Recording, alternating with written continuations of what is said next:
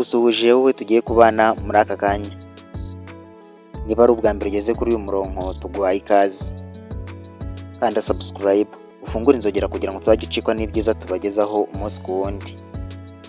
Nawe dusanzwe tubana turagusuhuje cyane kuko uri uw'agaciro gakomeye cyane.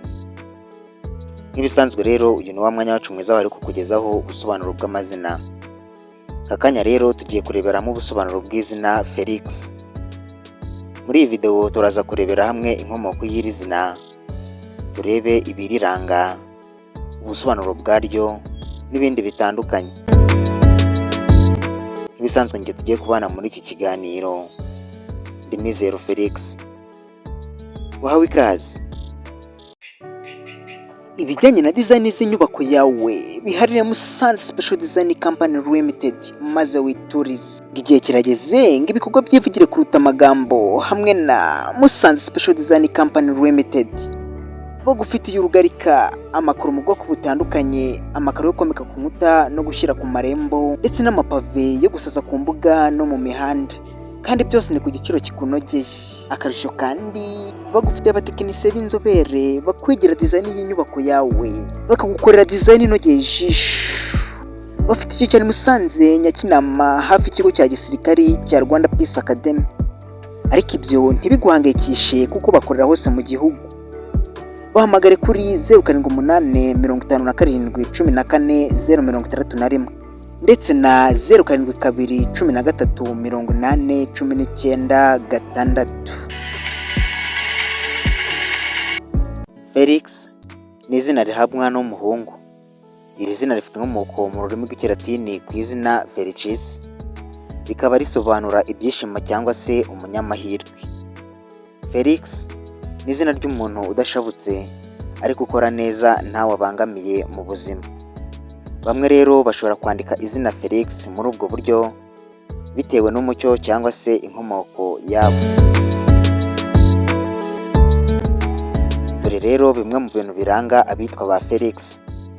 Felix ni umuntu ukundwa, ushimishwa no kuba hamwe n'abandi. Ni umuntu udashabutse, ibintu bye ntabwo abyihutisha, ariko mu bwitonzi bwe abikora neza cyane. Ni umuntu ugira emotion hafi, kandi usanga akunda kugendana n'igitsina gore. Ibyo bigatuma bamwe bavuga ko ariyo mpamvu atihuta mu byo akora. Ni umunyabuntu, agira ibikorwa by'ubumuntu no kwitangira abandi, kandi agashishikariza abandi gukora ibikorwa bibyara inyungu vuba. Muri kamere, Felix aba yifitemo gukunda umuziki. Ibyo rero bikaba byiza iyo bitojwe hakiri kare, kuko usanga bikora neza kurushaho. Akunda ibijyanye no gutembera, ibyo kuryoshya mu rukundo, ndetse no kwigenga, agakora ibyo yumva yisanzuyemo atari itegeko. Felix iyo bigezemo ku guhitamo icyo azakora, ahitamo umwuga w'ababyeyi cyangwa agahitamo imirimo rusange nko kwigisha, kuyobora, kuba umufashamyumvire, umucamanza n'ibindi. Iyo akiri umwana aba yumva vuba ku buryo kumwigisha bidatinda, kandi abifata vuba cyane.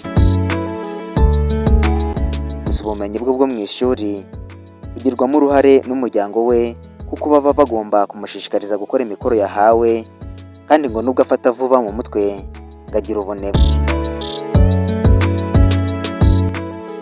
Ni nuko rero dusoje, ari nako tugushimira cyane wowe twari kumwe.